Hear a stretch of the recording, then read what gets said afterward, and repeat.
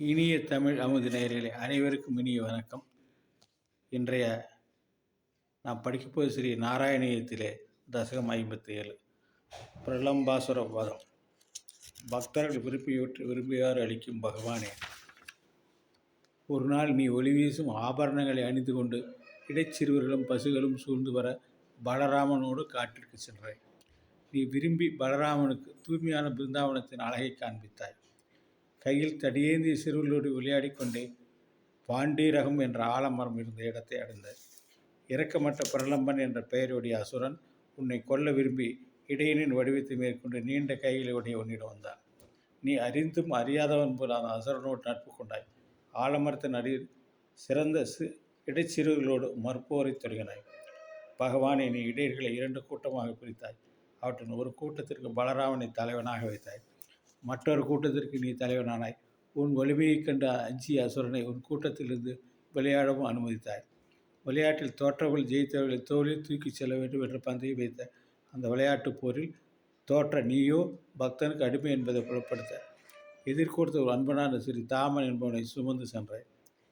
முழு முதற் பொருளை பெரியோனை. அப்படி சிலர் சுமந்தவர்களாகவும் சிலர் சுமத்தப்பட்டவர்களாகவும் இருந்தால் அப்பொழுது பலராமனும் தோற்ற பிரலம்பன் உன்னிடம் வந்த அச்சத்தால் பலராமனை மிக தொலைவு சுமந்து சென்றான்.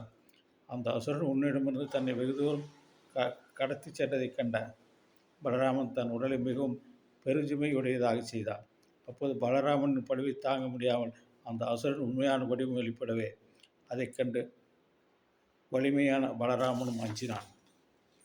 அந்த அசுரன் உடல் மிகவும் உயர்ந்தால் அவன் தோள் மீது அமர்ந்த பலராமன் தலைவில் தெரிந்த திருமுகத்தை பார்த்து அச்சம் நீங்கினான். உடனே மிக குழுவினான். அவனை தன் கைகளால் முஷ்டிகளால் குத்தி பிசைந்து கூலாக்கி கொன்றான்.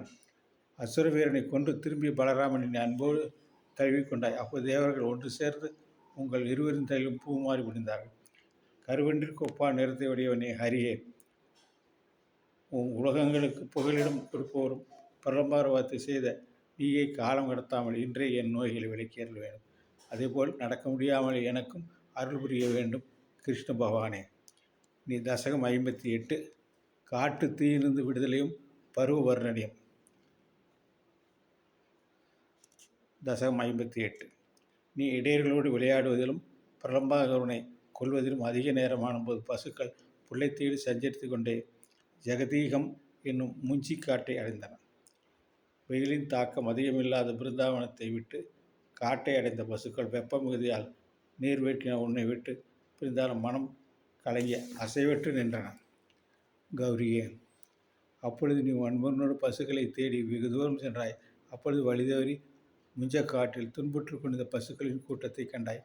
அவற்றை நீ விரைந்து ஓட்டி கொண்டு வர அருகில் சென்றவள் காட்டுத்தீ 4 பக்கங்களும் பரவியது. காட்டுத்தீ எல்லா திசைகளிலும் எந்த பக்கமும் தப்ப வழியின்றி கூடிய ஒளியினால் அச்சத்தை உண்டாக்கி கொண்டு பரவியது. அப்பொழுது எல்லோரும் பாதி வந்தவர் போல் வருந்தினர். ஐயோ உலகின் உறவே, காப்பாற்ற வேண்டும் துன்பங்களை போக்குவன உன்னையே அடைக்காலம் புகுந்தார்கள்.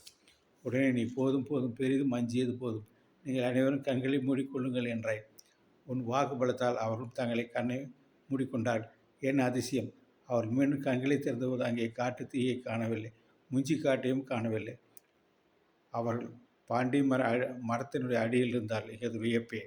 அவர்கள் இந்த வெற்றிக்கு உன்னை பாராட்டி தலைவனை வெல்க உனது இந்த மாயை எத்தகையது என உன்னை புகழ்ந்தார்கள். அதை கேட்டு நீ புன்னகை பூத்துக்கொண்டு பற்பல லீலைகளை செய்து கொண்டு மறுபடியும் வனத்தில் சஞ்சரித்தாய். அந்த வனத்தின் அடர்த்தினால் அது வெயில் காலம் என்றே தெரியவில்லை. கோடை காலத்தில் பூக்கும் பாதிரி பூக்களுக்கு வெளி பார்த்தால் அது வெந்நீர் காலம் என்று யோகிக்கக்கூடியதாகும். உம்மிடம் பக்தியற்றவர்கள் மனதில் உள்ள துன்பத்தை கொதிப்பது போன்ற உள்ளத்தில் உள்ள பாவச்சோற்றை உலர்த்தி கொடுக்கும் உன் பஜனையின் வெப்பம் போன்றதும் உயர்ந்து நீண்ட கரத்தில் விளங்கும் சக்கரம் உம்மிடம் ஒளிபரம்பு போன்றதுமாகிய முதுவெளிர் காணத்தை யமுனா நதி தீரத்தில் கழித்தாய்.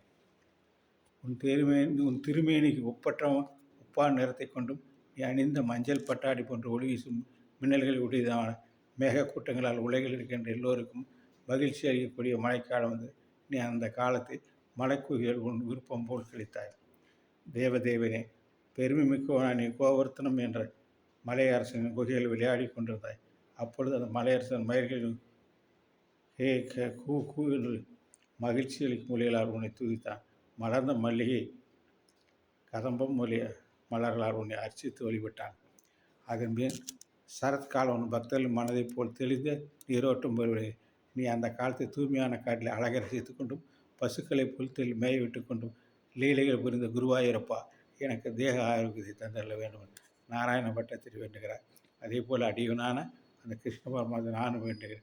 நடக்க முடியாமல் திண்டாடி கொண்டு கஷ்டப்பட்டு கொண்டிருக்கின்ற அடியவனை நீங்களும் காப்பாற்றி நான் நல்லா நடப்பதற்கு நீங்கள் அருள் புரிய வேண்டும் என்று அந்த தேவதேவனுடைய பாதங்களில் பணிந்து கேட்டுக்கொள்கிறேன். இதை கேட்டுக்கொண்டிருந்த அனைத்து பக்தர்களுக்கும் எல்லா சௌபாக்கியமும் கிடைக்க அருள வேண்டும் என்று கிருஷ்ண பரமாத்மாவை மீண்டும் அவரது பாதங்களில் பணிந்து கேட்டுக்கொள்கிறேன். நன்றி, வணக்கம். நாளை தசகம் 59 பேணுக்கான வர்ணம், குழலிசை வர்ணனை. நாளை பார்ப்போமா? இது மிக முக்கியமான ஒரு நல்ல ஒரு தசகம். இதை எல்லா பக்தர்களும் கேட்டு இன்புறுமாறு அன்புடன் கேட்டுக்கொள்கிறேன். நன்றி, வணக்கம். நாளை பார்ப்போம்.